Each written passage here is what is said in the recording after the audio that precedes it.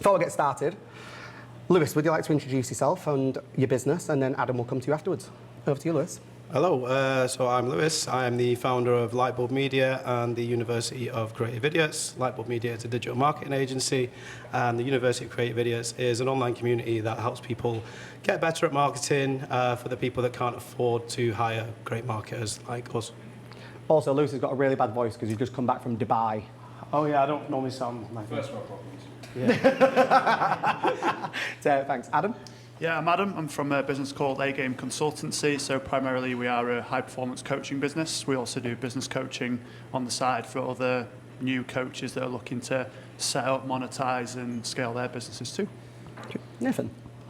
Hi, I'm Nathan. I'm from McQueen Partnership and we provide debt recovery and credit control. So we make sure you get paid for what you do. And he really does. He's really good at it. So, go on, Luke. So yeah, I'm Luke. I founded Growth. We're a tech sales recruitment business. And I have other ventures, but we'll talk about those time. Okay, so you've got the microphone, so you're going to go first. So there's an array of questions talking about naturally growing your business 0 to 500k. And the reason why I asked these guys to be on is because they've done that themselves. They work with clients that have achieved it, and or they work with people to help them with their cash flow, such as like Nathan, for example. So that's why it's a nice mixture of people that I wanted to bring on. So the first question is, going straight in with mindset, Luke, very you.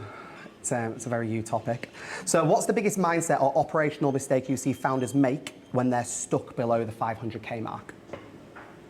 Good question. Should have read these questions, shouldn't you? Because I sent them to all of you before you came to the event. I print them off, they're behind me.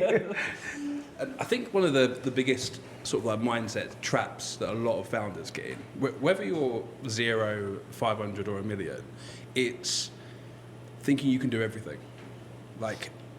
And then no one else is good enough. It's the biggest trap. But also it's what made your business, right? That's why you set up and go and do what you do, because you are good at that. But the biggest mindset that for me was like not trusting anybody. Like no one can do it better than me. So that's probably that was the first big mindset that I had to sort of like get over, and still suffer from it today. Because how did you get over that? A lot of therapy. No, I'm a massive believer in that. Your personal life is a reflection of your business. So if you want to know where how far your personal life is, look at your business, and vice versa. So if your business is not like growing, probably because you're a state where you're not writing, it's not looking at me. Where's fast spot in front? Yeah.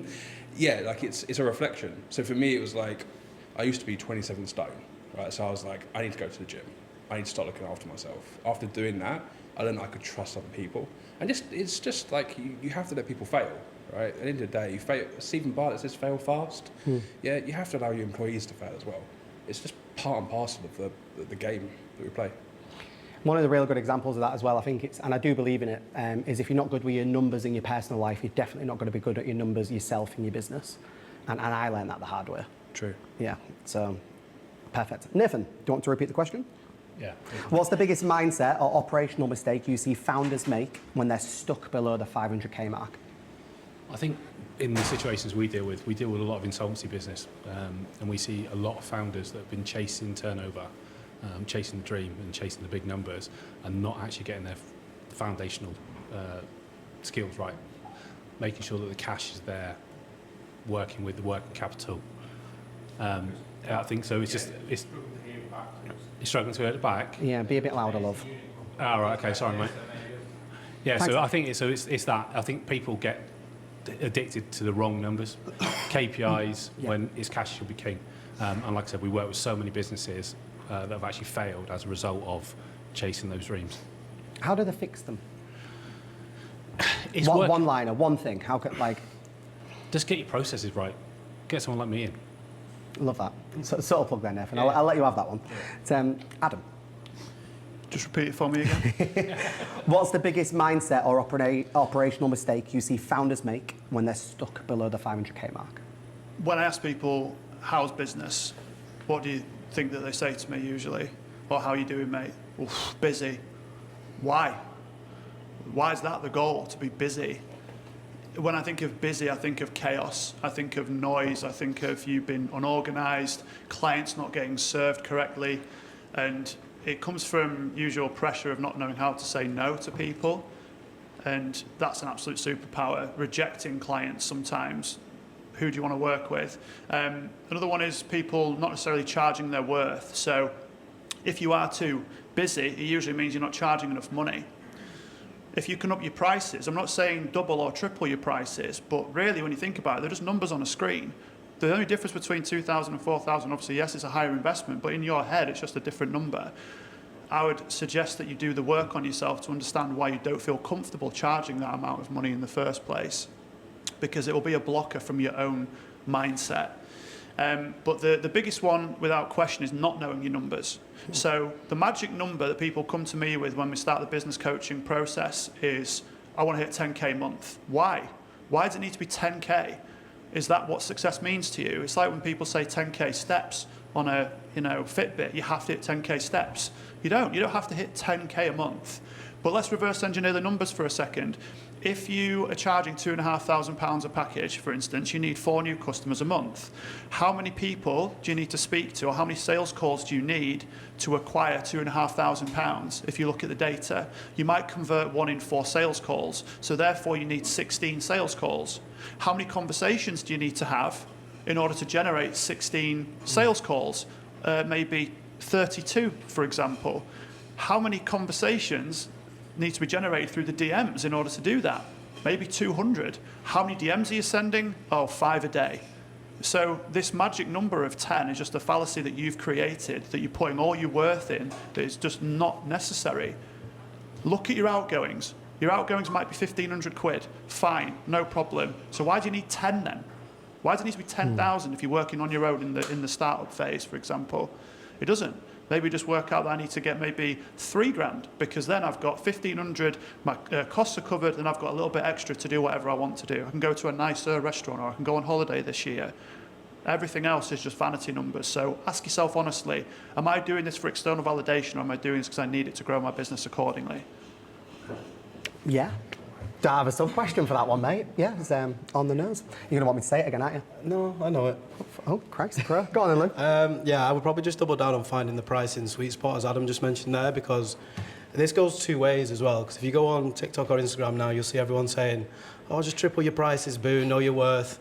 If you've got no case studies, don't fucking do that, right? Because you're going to go out and you're going to try and sell a 3, 5, 10 grand package, whatever it is that you sell. People ask you for case studies, you don't have any. What's the only way you can go from that? And then people go, they were charging 5 grand a month, now they're charging 2 grand a month. You lose that reputation, and your reputation is going to be everything in this game. So you have to start building it up slowly. And I know it's fucking terrifying. I used to do work in the first year for 300 quid a month and be a full marketing department. So instead, if you're going in and you're not comfortable just putting the prices up and going in fresh, then I was saying to Adam outside before, how I used to do it is say, right, we'll go in. My normal price is this, but I know you're taking a risk on me because I'm right at the start of my career. So can we agree that if I do it for this, but we hit this target that we both set and agree upon now, we move back to this price again? 99 times out of 100, they're going to say yes, because you're de-risking it for them, you're getting paid whilst you're earning as well, and if you hit the targets, you're mutually incentivized to then move up to that level, which should then make you more comfortable to go into the next conversation and say, right, but now it's fucking 2K, 3K, 4K. As soon as you've built up enough case studies to be able to do that, you can have the confidence to then triple your prices, boo, and listen to whatever your local influencer says. But don't do that at the start, because the only way is down, and it makes you look like a fool when you have to cut your prices in half because no one wants to work with you because you price yourself out of the market. Yeah, it's always easy to go down in price. It's so hard to go up. Yeah. It's one of the first things I ever got taught, and I had a retail business to begin with on that. It was like, it's always easy to go down. And it depends where you come from as well. I'm from a fucking council estate. I thought when I was charging 300 quid a month, I thought that's fucking good money, that. And then you realise and you see the revenue coming in, you see people making, you're making them 10, 20, 50, 100k a month. And then eventually you've got to slap yourself around the face and go, the price I charge should be relative to the value that I bring to that business. And then how you work that out is obviously down to you. And you can take, you should be feeling slightly uncomfortable with what you're charging. If you're not, then you're not charging enough. And the people that you're getting leads from as well, some of them should be saying no to you because of price. If everyone is snapping your hand off, then you're not charging enough. You should always be at like a 70-80% hit rate. And if not, then that's a good indicator for where you should go up or down. I like that. It's like you know what you're on about, mate. Actually, great to go to the next question. So, start with you, Lewis, since you've got the microphone. So, as you started to grow, what almost broke your business, and how did you fix or avoid it? Recruitment. All the time. Look at the recruiter at the end. Yeah. Not him. Not him. No, yeah, I think what you mentioned before as well about thinking you could do everything yourself. I'm an only child. I'm a solo founder, so everything's inbuilt that I'm going to do everything. I'm going to do everything. No one's going to do it as well as me, and that might be true, but you're never going to grow like that. So taking someone else's 80%, you know, learning to do that, and as you say, let them make mistakes because that's how they're going to learn as well. So getting people in and giving them the space to do that, build up enough reputation that your business can handle some mistakes happening, as long as it's something that doesn't set the fucking thing on fire, right? And it's a little tweak here or there, that's a great thing. But ultimately, if you want to build something that's big, probably 9 times out of 10, you've got to do something that involves a team, particularly if you're trying to build to sell, right? Because you're not going to sell you if you're a one-person business. So I would say, yeah, be very cautious about that, the people you bring in, and make sure you're giving them room to actually grow, fail, tell them why they failed. And if they keep making the same mistakes again, then it's a habit. But if you tell them, you did this wrong, this is why, do this next time, and they do it, that's the right person because they can take feedback, they're learning, and they're the people to keep with you. I think also for like new founders, especially if you're starting to break these revenue barriers, obviously from 0 to something, but it really is you need to understand they're not going to care about your business as much as you. It's your business at the end of the day. They are an employee. You want them to care, but they're not going to care about your business as much as you. Yeah. And that's what people go, they don't give a shit. Well, no. Like, No, they're 9 to 5 and they want to go home after work, and you want them to go after work and not think about it. Yeah. So no, 100%. Adam. I asked my coach, I said, when will I know when I've hit my scope? And he said, when you hit your scope. I was like, oh, cheers, pal. Fucking $5,000 down the Swanee. But he said, no, seriously, like, and I realised that in like the summer of 2023, we've been going for about 4 years now, and we were doing really good revenue, but I looked at my calendar, 7 calls, 8 calls, 7 calls, 8 calls, 7, I was like, fucking hell. So what I thought was, right, I don't want to hire someone full time, and I can't outsource myself. But if I speak to other coaches, of which there are plenty that are struggling to hit revenue targets right now, but they're a really good coach, they just don't know how to market themselves, I can leverage that in the right way. So I started looking at subcontractors. So I spoke to a few coaches that I'd either coached or what have you, so I know they're really good quality. Then I'd get them on the sales call with me, with the prospect, so they have a reference point. So they're not thinking that they're going to get one thing and then they're getting somebody else and feeling like they're being fobbed off. Oh, this is Phil. Phil is my head of high performance. Phil actually went through our coaching program. He stopped drinking and he lost weight and he did all the goals that you're looking to attain. And this is how he changed his life around. So what we did off the back of that, that then creates more trust and it creates even more evidence. It's almost like a live testimonial in a sense.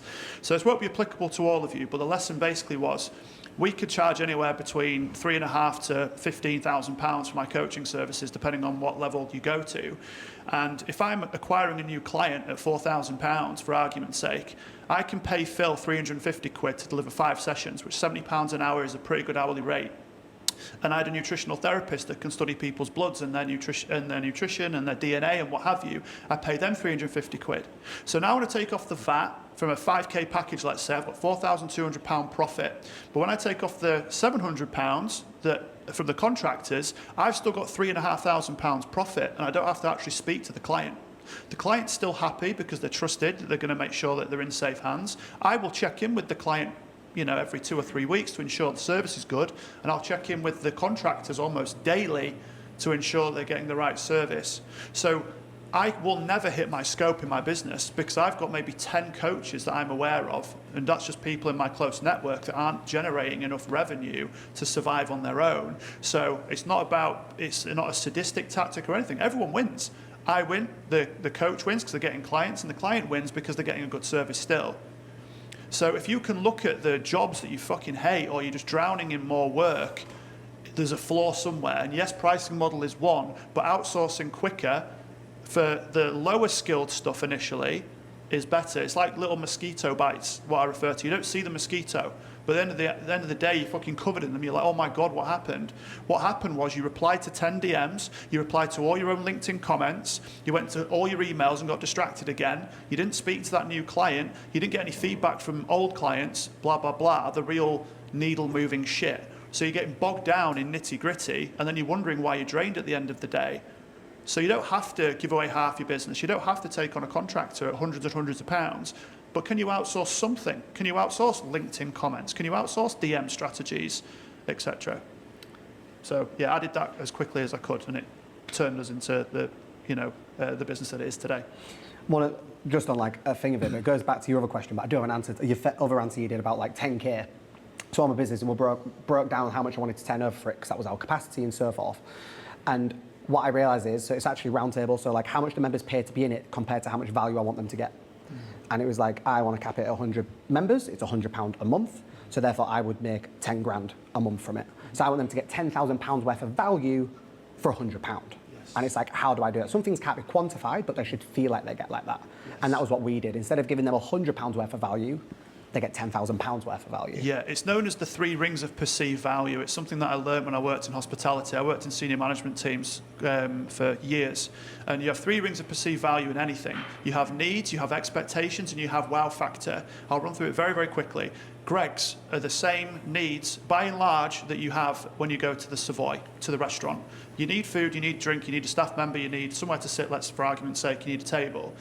The expectations of Greggs is that the food is probably going to be colder than the drinks, right? The staff are going to be miserable as fuck. There's probably a random pigeon in the corner inexplicably. Don't know what's going on or why it's there. There's going to be a massive queue, and that's it. I can tell you live in Leeds. Yeah, exactly. A wow factor at Greggs is that the staff are friendly, the drinks are cold, and the food's hot, and you get served quickly. That's a wow factor. When you go to the Savoy, you need food, you need drink, you need a table, you need staff. You expect this food to be fucking top notch. You expect the drinks to be cold, the food to be fast and to be hot, the staff to be amazing and engaging. But the wow factor at the Savoy might have to be a bottle of champagne on your anniversary or a bunch of flowers sent to your room. The problem is, if I go with my partner and I tell Lewis I went to the Savoy at the weekend, it was absolutely amazing. They gave me a bottle of fucking champagne, they gave me flowers, da-da-da-da-da. That now is an expectation when Lewis goes. I get it from Greggs. Yeah, exactly. So the problem is that massive wow factor that you may have set for your business is now the gold standard. So how can all of you regenerate that wow factor every single fucking time that it becomes so good it's now an expectation? It's a huge thing that, again, can shift the needle with your service that you're providing for people. Well, Nathan, as you started to grow, what almost broke your business, and how did you fix or avoid it?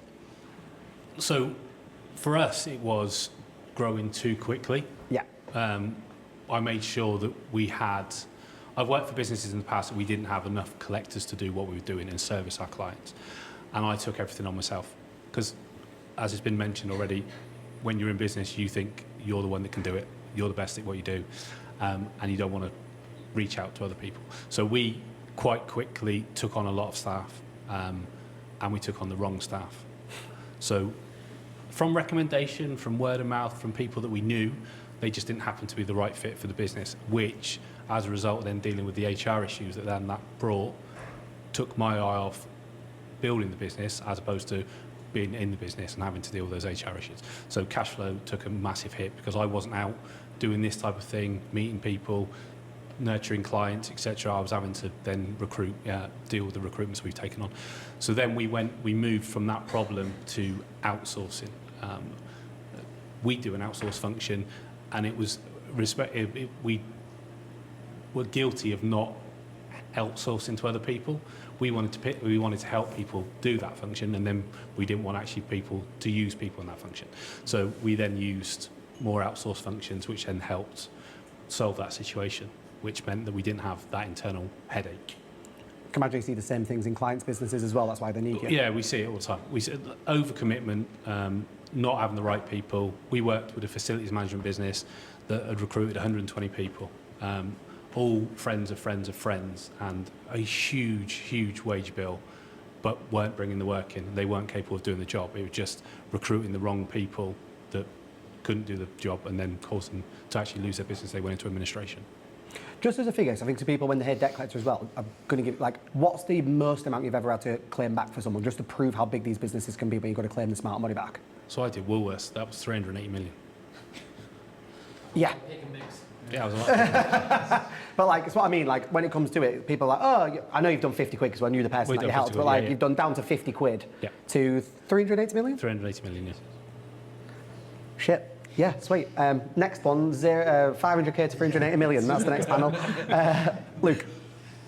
I'm going to say there's two things that almost broke my business. When I sat down at my desk in my apartment, in my boxers, making my first cold call, I didn't expect to do just under $1 million, right, in my first year.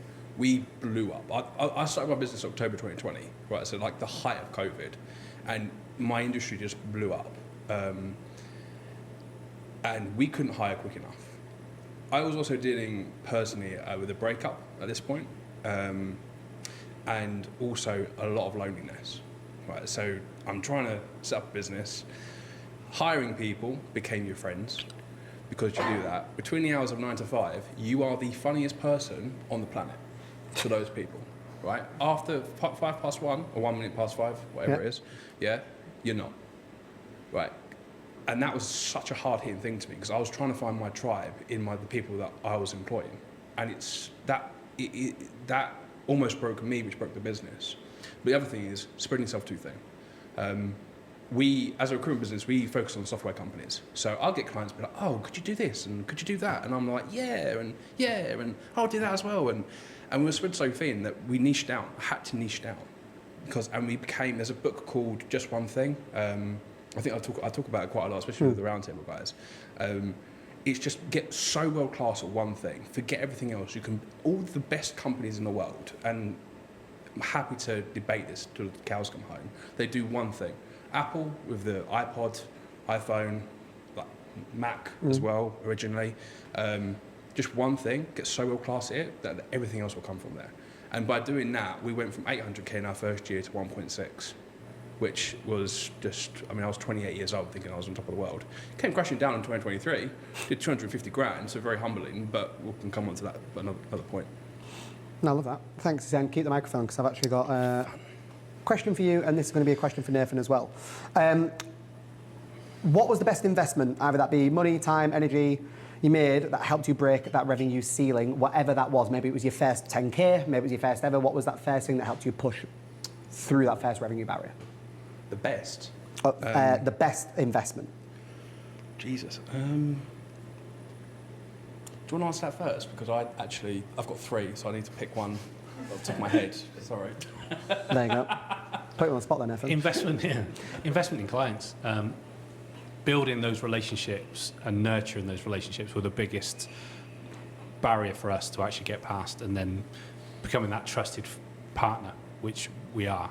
So it was just making sure that we weren't spreading ourselves too thin, getting too many clients on board, but really looking after those that we had, so that we became that go-to voice, that person they needed to pick up the phone to when they had any issues. And that was what made us go through that first, and continues to make us go through every single barrier, is because the fact that we're just nurturing those relationships. We're bringing in clients at a steady pace, rather than just spreading the net far too wide and thinking that we can service everybody. We're making sure that we actually take time, understand the businesses that we're working for, understand their ethos, and then building on that. So it's really funny. So it's like, I really focus on that. It's how I've grown 3 businesses, which I now have, is focusing on relationships purely. And so many people forget about it, like, I'm a client, yeah, I'll check in with them and take them for a brew. Whereas I've got a client, his minimum contract is 12 months. So when we actually, if you think about it, in that 12 months, he's going to cover a birthday, an anniversary, something else, blah, blah, blah. And it was like, but do you have that in your CRM, or do you have that anywhere? Do your team know? No. Do you know their hobbies? Do you know their interests? I know they like a latte with a shot of caramel, because that's what I buy them every time I take them. Like, and it's actually getting down to them relationships, really nurturing them. And that's the one thing I've personally mastered over, and I'm nowhere near 500k, by the way, but like, that's the one thing I've mastered definitely over the years. And that's how we met. From building a relationship. It's what people built by people, and it's built on trust, especially for what we do. If you're giving up cash flow and things like that and trusting somebody else to go and collect that, you have to believe in the people you're talking to. So that's why we build those relationships that are priceless. Yeah. Have you picked one? I've got 2, but I'll be very Go quick. with one. They're intertwined. Okay. Learn to sell and close. Learn to close. If you want to make money, close. Simple as. Best investment was learning basically how to do that. Sitting on YouTube, practicing in the mirror, right? As mad as that sounds. Also, never do anything for free, ever. My industry is we have something called contingent, so we get paid upon results. it's the only industry where you get paid upon results. Not even hookers get paid upon results, right? It's upfront cash. Like that's. Speak from sorry, experience? I've tried. As crass as that is, though, but that is don't do anything for free, right? So we now charge everything up front. It's like you're in a contract with us, and you're going to charge up front. And it's it's how we've been able to rebound and do what we've been doing because of that, and just saying no as well. So 3 things, but yeah. No, it's fine. It's like the thing for free. So many people, going back to your point, Lewis, like you can reduce your prices, we'll do this, then we'll do that bit. And it's like the other aspect is I've got known people starting, they're like, how could I start that? Like do something, but with some form of deliverables that aren't your full service in form for testimonial or video testimonial, or do something. Once again, it's not free. You're getting something in return that if you use it right. Yeah, there is a difference between adding value and doing it for free. Like adding 100%. value could be, okay, I can give you 10 interview questions to ask a hiring manager that will help you get to the next stage. That's adding value. Saying, oh, I'm going to coach you through the whole interview process, that's not adding value. Yeah. That's for free. So, Perfect. sorry. Adam and Lewis, question for you. So, I'm conscious of time and I've got other questions, so this is telling mainly you, Adam. Think of the time. You've been behind the curtain of other businesses. What's one thing you've learned from your clients that changed how you run your own? Say the last bit again. So what have you learned from your clients that have made you change how you do something in your business? Because like you said, you do the coaches, you've worked with the other coaches and done it that way. Like, have you ever learned anything from them and brought it into yours because how they did something? You can say no. The answer is no, not because I learned from people that are further ahead than me. So, to sort of tie in the question for these guys as well, it was investing in someone who is a few steps ahead of you is the best thing you can do. And you'll think, oh shit, but it's outgoing. Yeah, but what's it costing not to? Not just financially, mentally, emotionally, fucking spiritually.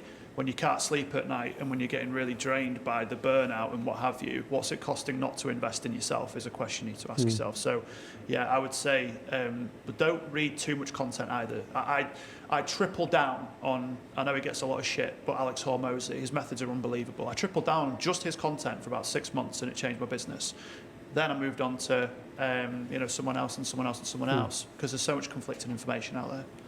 No, 100%. It's just on note, because it's like with Roundtable, one of the things as well that I say to people is like what you can learn from and do that and be able to educate one another. So you can learn something from another, it might not be from your clients, but like you say, going to the other people. I know you're massive for coaches and stuff, aren't you, Luke? Like it's one of I've got 6 coaches. Okay, maybe talk to Adam about that because we might be able to find you a good one. Get someone who's better than you. Yeah. And coaches, one advice I always have, if they don't have it, if they're not living their life, don't listen. Everyone's a coach. Everyone's, just if they've got it and you're jealous of it, ask them to coach. Why do I feel like you're going to say something to do with bullshit? Because it's you, Lewis. So you've seen behind the curtain of other businesses. What's one thing you've learned from your clients that changed how you run yours? I would say that get comfortable being the smartest person in the room. It's okay to be the smartest person in the room. Remember the power dynamic. They called you, so sit down, listen to the answers that you're paying for. As soon as you lose that power dynamic, guess what's going to happen? You're going to do things that they want, things that they've got a vibe for. Oh, my neighbour's Deliveroo driver thinks it should be blue. Let's fucking do that then. It's going to go wrong, and who's holding the bag? It's you. And what does that go back to again?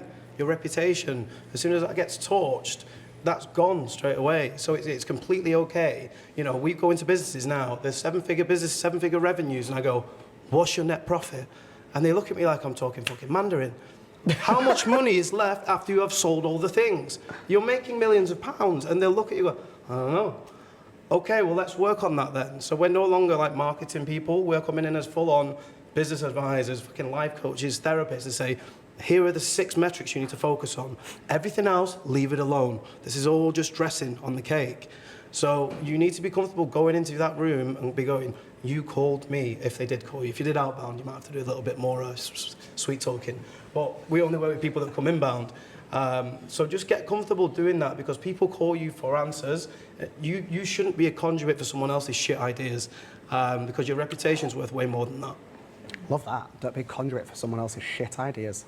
Put on a t-shirt, mate. A lot of shit ideas. It's, but no, it's really fun. So I've seen you, obviously, as you're sat with your team. I can literally see him eye rolling when he's in his office. He's literally sat there and he's like, for fuck's sake. I'm like, you all right there, Lou? And he's like, no. I used to be terrified. When I worked at another agency, I was the head of digital there, and I used to go into these rooms with boardrooms and be some little bald fella in a suit that, right, it's going to work like this, and this. And I couldn't put my hand up because it wasn't my business.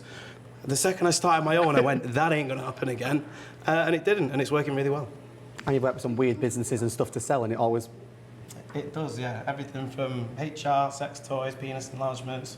It works across every industry. I'm your best customer, aren't I? You are. That's why you can't wear shorts. It's just, that's not even a leg.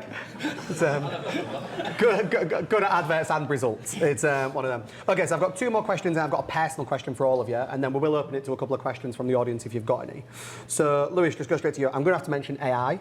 Mm-hmm. You can't not now do a panel or a talk without AI. Yeah. So AI is changing the game, but only if used well. How have you used it, or automation, to save time or improve how you operate?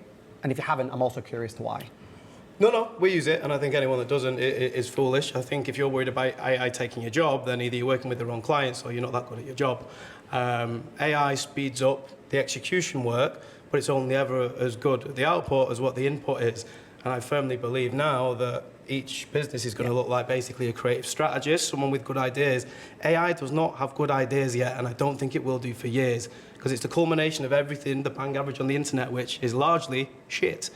So people with good ideas, practice having good ideas. This will just speed up getting out how many good ideas you can get out of it. For everyone else that's mediocre, yeah, it'll probably wipe them out. But I'd put our creative strategy team against anybody's. And guess what? It just means we can pump out 100, 150 rather than 10 and 20. And those results are being seen in our clients' bottom lines. So it should be speeding up the shit that you don't want to do. But yeah, focus on the ideas, practice that. Don't outsource your entire cognitive process to a machine. Feel the pain of trying to think of a 3-word tagline for a day, because it activates that part of your brain. And without that, guess what? You're going to fall into sounding just like everybody else. The only reason we put our prices up is because we don't sound like anyone else on the market. Everyone else sounds the exact same, and that's great for us. So we saw it, put the prices up. We're not scared of AI. If we use it better than you, we will just grow faster. But everyone should be using it in some way, shape, or form.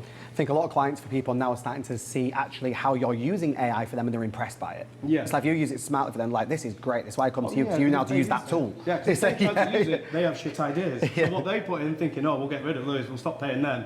They pump in a shit idea comes out, and it doesn't work. Yeah. Adam.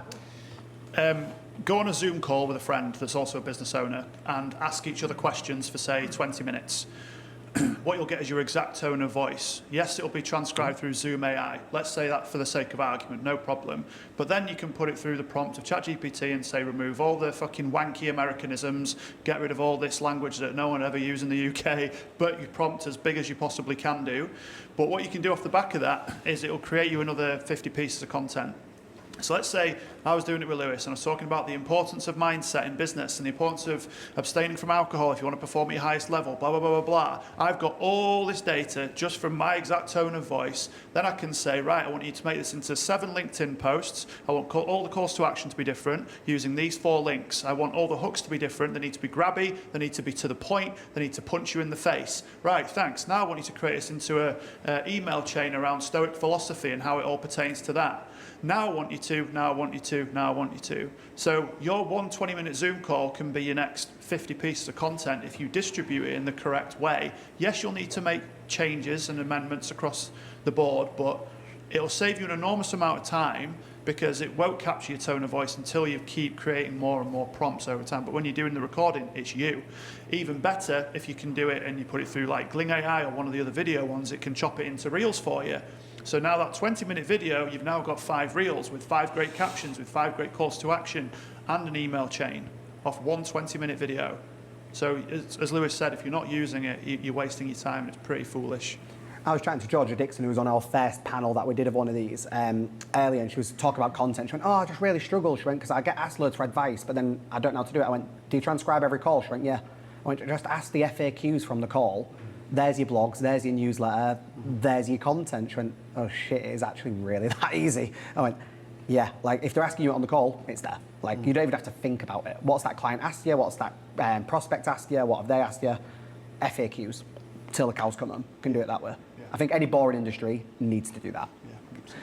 Nathan, AI, I'm curious, in your space, is there a way you can, either as a founder or in your industry? I'm curious about this. So we do use it. We get obviously fed a lot of information from clients when we're chasing debt, and it might be packs and packs of information. Yeah. So we can use AI to pull out all the key information that we want to be able to chase that debt. So it's more of a, we're not using it into the extent of marketing and things like that because of what we do and our nature of our clients. It's not that, we're not there yet. But what we do use is for that reviewing credit control processes or debt recovery processes or the volumes of information, because we do a lot of construction debt recovery. And in construction, the volumes of the information that comes in is confusing, especially when it comes to insolvency. And we can get it to snapshot that information back. And I've got 2 QSs and they speak a whole different language. So I can actually get AI to convert what they've said back into human speak so that I can actually relate back to my clients. And eventually, AI is going to take over debt recovery and then we'll all be Terminators. No, I love that. Like you say, I think it's one, you're just making it with your data out, you're handling so much of it, it can just correlate it for you. Luke, I'm curious to your answer on this, so do keep it a bit short because I am conscious of time. Okay, so I'll keep it to 2 points. Yeah. First of all, on ChatGPT, get a new project, get it to prompt you on your phone to ask a question about you every day so it understands you and how you work. Personally, it responds to all of my Tinder messages. Literally screenshot it, reply as me, comes up with an answer. Flipping brilliant. Business-wise, so we actually have just gutted out our whole tech stack, and we've invested about 20 grand into what is called like an LLM, which is, think of it like a human brain or an AI brain. All of my company's data, documents, conversations, all of our calls are recorded, transcribed, everything goes into that. So it's like its own, it's going to be the new Skynet, isn't it, at this rate? Because I want my guys to focus on relationships. Recruitment's all about relationships, people, right? Everything else is admin to us. So if they can say, oh, do you know, what's Callum's salary or what's his expectations? Ask a question, like ChatGPT, pings, that comes the answer. Everything is, literally everything is automated. That's not the word. Automated when it comes to us gathering data, and cause recruitment has one of the most biggest data points in any industry. Like the amount of data we carry, we hold. So we are data compliant for the videos here. Like we are GDPR compliant, Californian compliant for legal and HR purposes, and it's all protected. However, everything goes into there. Our CRM, it's the anti-CRM now. It's Atlas. It literally does everything for us. It's the best bit of investment we've made by far. Sweet. So, personal questions. So, Luke, because you've got it, so I know you very well. I spend most days with you. And there's one thing you have absolutely cracked, which is systems and processes, because you are beyond, and consider it's what I do for a business, you are anally obsessed with it to see how you can do it better, more efficient, rip it apart, do whatever. So your question is, without the right systems behind the scenes, even the best hires can't thrive. From what you've seen, what are the foundational systems or processes a business needs in place before it starts growing a team? As in hiring a team? Yeah, so before growing a team as a business, what do you think the foundational systems and processes they need is? Gives 1 or 2, that's it. Read the book, Good to Great, and EOS, Entrepreneur Operating System. Traction is called. Changed my life and how I run my business. Second of all, have very clearly defined targets. What does the first month, second month, third month, 6th month, 12th month look like from your perspective? And be able to communicate that super clearly to the team or to whoever you hire. Love it. Sweet. Nathan, so you don't know this question because you didn't get to read it. Cash flow kills quietly is what I wrote. GPT did help word some of these, by the way. What's one habit or system founders under, let's say the 500K mark, need to put in place to avoid being caught out? Know your customer, because literally nowadays, customers, their status has changed on a daily basis. You might have been dealing with somebody for a year, 2 years, and you think they're sound, but you never know what's going on in the background. So stay close to your customers. Look for patterns on buying changes or service increases, because if suddenly they're giving you a massive order, who are they not giving that order to and why are they not giving that order to? Is it because you're better or is it because they're on stop or not paying somebody else? So really know your customers and stick close, because the world is a mad place at the minute and there's businesses failing every day. And we see it from good customers that have just suddenly had to close up shop because of the fact that they're not keeping an eye on their cash flow. So one of the things that I'll give from personal experience as well, and I'm going to sing his praises, is find a debt collector, whether it be Nathan or someone you can become really friendly with. Nathan now just gets CC'd into random emails. He just sees my name there, and normally that's enough to just threaten someone to pay you. So you do, don't you? You just get loads of emails, you just see my name, and it's like, okay, it's threatening someone else to pay an invoice. Become good friends with one, because then when I have had hand something go over to you from clients, you just take over it straight away and you handle it. So Yeah, it's just being proactive. Build that. Don't assume someone's going to pay you. Don't assume that on day 30, if you're offering credit terms, don't assume on day 30 they will pay you. Phone them on day 14. Have you had any problems? You've got the invoice. Preempt what's going to happen. Negate all those queries that you could be there. And then on day 30, the invoice should be paid. Or if it's not paid, then it's quite a quick process. Like Callum said, know a debt collector, know that, build them in. Too many people, too many clients historically they've threatened to posture, we will escalate it to a debt collector or whatever, and they put no thought into it. If you put a name into it, like Callum does, they tend to get paid, and I tend to not get the bloody work. I'm not going to. Thanks, though. But I'm not going to name the person. But recently, I had to do that for someone, didn't I? And the PayPal that we actually sent it to ended up ringing you to confirm who you was. Paid the person 2 hours later. Like, it was like, oh shit, okay, you actually are real and do exist. I will pay that invoice. Not just you in an outfit. It's not just me. It's not just me rocking a false beard. Nathan, where's me money? Whoa, my voice is naturally that deep. You don't have to put it off. Fuck off. Okay, Adam. So your question. You work with high performers, coaches, and so forth. What's the most overlooked performance blocker for founders trying to scale? Alcohol. And I had a feeling you was going to say that. It is. I've been nearly 5 years alcohol-free now. So even if you're having, let's say, 2 beers on a weekend, because everyone says to me, what about moderation? Well, if one person's moderation is 1 beer a night, that's 365 beers a year. One person might be 1 a week, 52 a year. So they're very different. Everyone's got a different interpretation. Everyone thinks they're correct. So the compound effect, I was saying this earlier, where we were talking, like when you lose weight, you win. When you stop drinking alcohol, basically everyone else in your life wins. They get a better version of you. So it doesn't mean that you have to be completely abstinent all the time, but I would highly recommend it if you just take a break, 30 or 60 days, maybe even for a quarter. Review your figures, review your energy levels. How did you sleep? Was your service going up? Was it going down? Were your clients happier? Were they not? And then just look at the data. And if the data says revenue increased, I was less burnt out, I've lost weight, and I've slept better, and I've got more energy, then maybe you want to look at that and review your options. So, yeah, I've coached over 500 people one-to-one, and I reckon, I don't know, somewhere between 80% of those people have removed alcohol from their lives. And in every single case, the only thing that they say they regret is that they didn't do it sooner. That's the only commonality amongst everybody. No one said they regret stop drinking alcohol, ever. So, yeah, it won't be a popular answer, but that's my answer. No, I love it. Lewis. No, I'm joking. The reason you've got no voice is from drinking in Dubai. Moderation. Okay, so... Absolutely.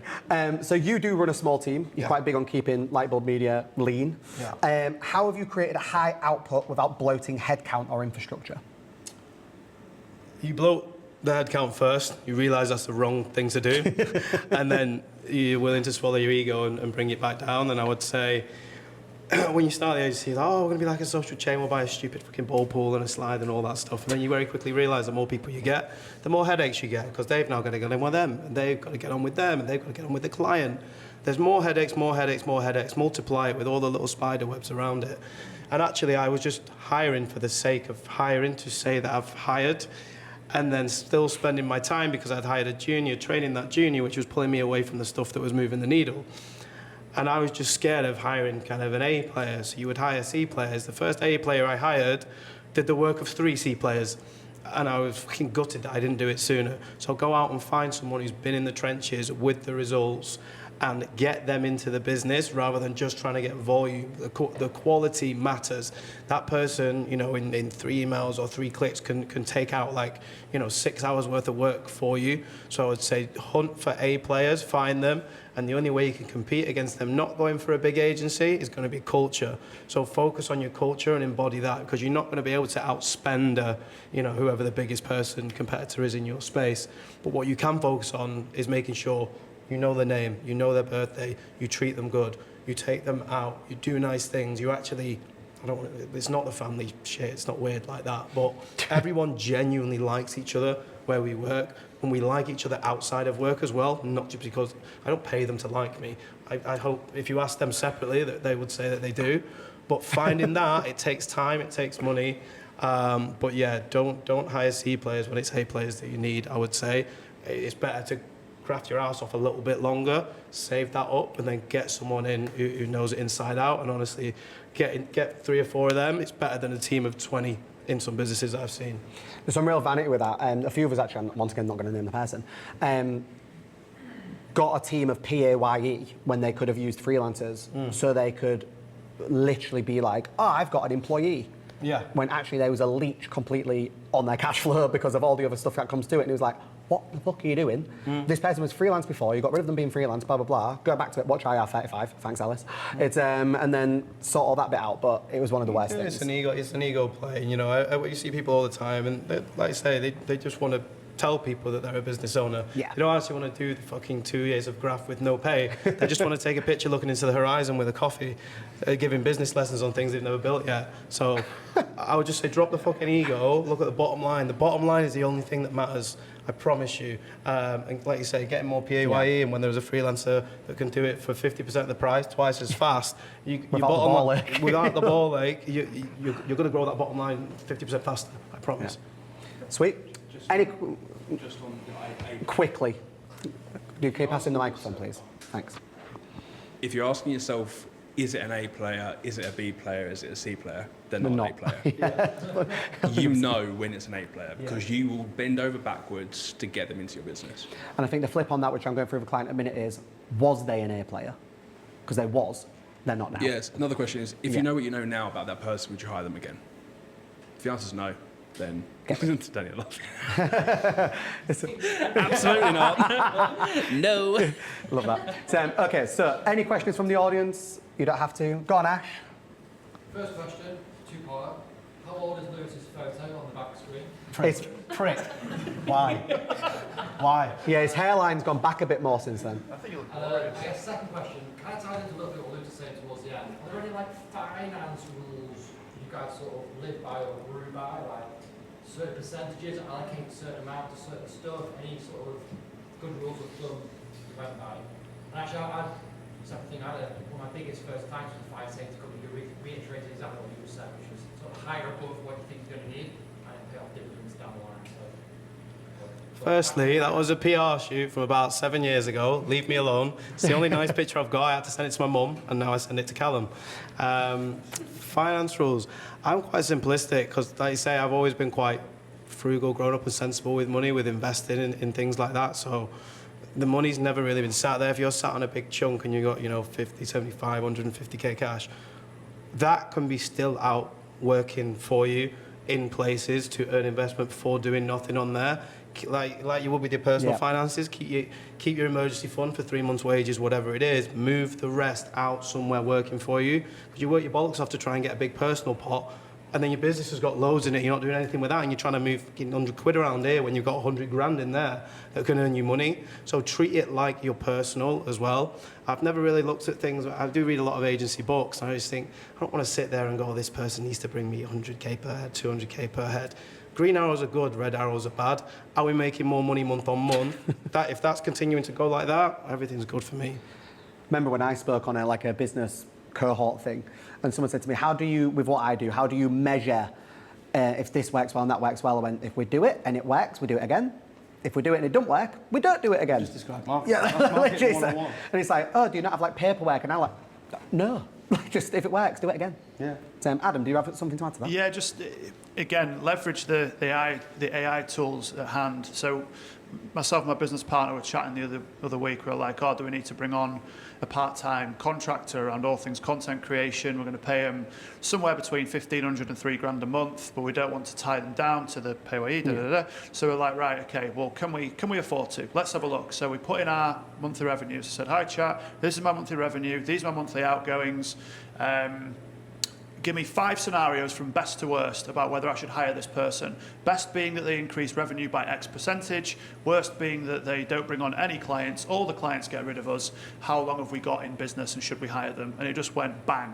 5 scenarios. I was like, fucking no-brainer. Hire them straight away. Rather than me dicking about on a fucking Excel spreadsheet of ins and outs and this month, but what about this quarter? No. Just get your average across the year and then just go, right, this is what I'm bringing in roughly. This is what my outgoings are.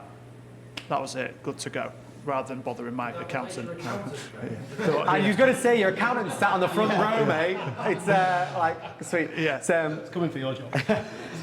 And any other questions?